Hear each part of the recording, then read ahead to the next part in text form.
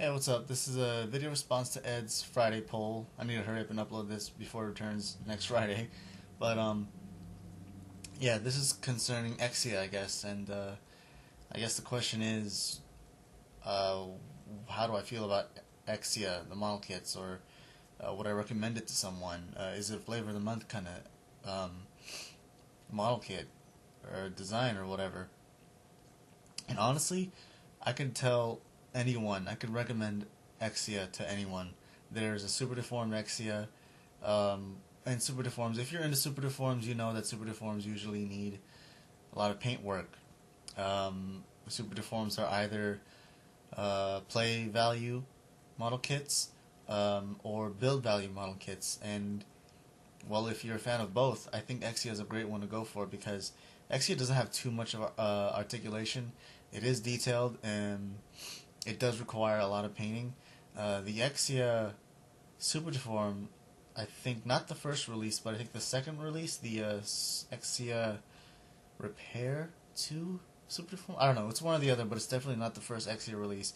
It comes with this wannabe all-riser combination thing. I don't know, but it's got a lot of play value to it. So if you get an Exia Super Deform, you're gonna win either way because the amount of paint work you have to put into it and just the play value you get afterwards. You also have the high grades, and man, there's so many high grades out there, and to be released. There's the Estrella Type F, which I think just got released very recently, and then you're gonna have the Avalanche Exia real soon. So, and then there's also the Exia Repair 2, which is I think my favorite of the three Exias that I have right now, regardless of master grade, high grade, and 1 to 100 normal grade. I think the R2 definitely is something that I really, when I look at it in my shelf, I'm reminded of just a good time that I had building a model kit. And that's why, to me, I don't think the Exia is a flavor of the month model kit, especially if you got countless ones. If you have one, maybe that's the case. But if you have countless different Exias, built differently, painted differently, then I think you'd probably enjoy Exia a little bit more. Now, continuing on with talking about the high grade offers not not high grade double O Gundam articulation, obviously, but it was the peak of it was the beginning of developing high grades, in my opinion. When it comes to the double O line, it was the first, and it will always be a great one. It was the first model kit that I built coming back into this whole Gundam thing. That one was actually for a friend, and then I built my own then I built my own 1 to 100 scale. When I built the XCR2, man, I had a lot of fun building it. And just knowing that I had to add these gray accents, the gray accents, which is something very not foreign, but very common amongst the mobile suits and the different units all throughout the Double O series.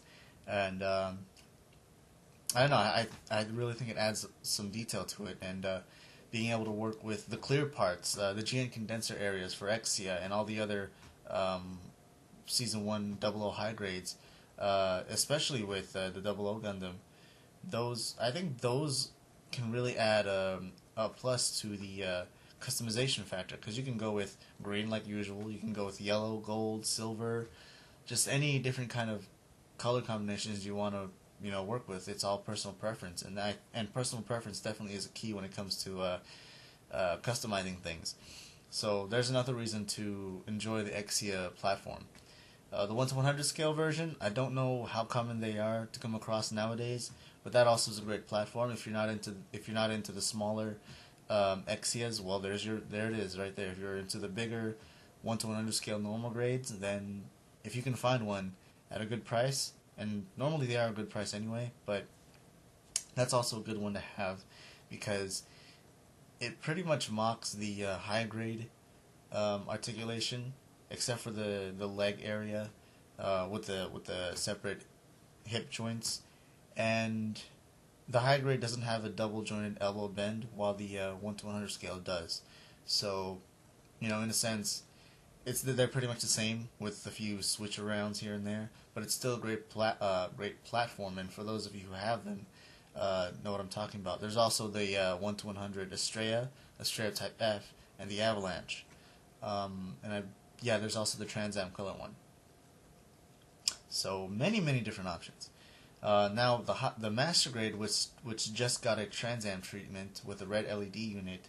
There's also the ignition mode, which you can switch between the repair mode with the cape and the normal Exia, and then of course the normal release where you just have Exia with no LED unit and no silver-plated parts. So if you were not into the whole Exia repair thing, I totally suggest to anyone to get the Master Grade. And first things first, I would always remind them that, hey, look out for the ankles. That's probably, in my opinion, one of the only weak points of the model kit. And maybe because of what I did, or because of what happened to my build, I would also recommend to be careful when it comes to the assembly of the arm units and stuff like that. So, the Master Grade is also something I could recommend, only if you're an Exia fan.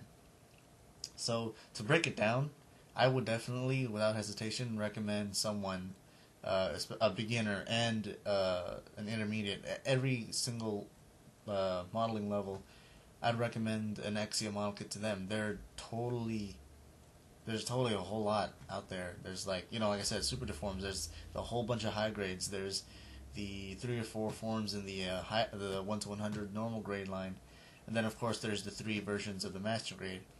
So, I mean, if I were to break it down to anyone, a newcomer or not, I would definitely recommend getting the high grade line. Out of all of them, the high grade would probably be the best way to go.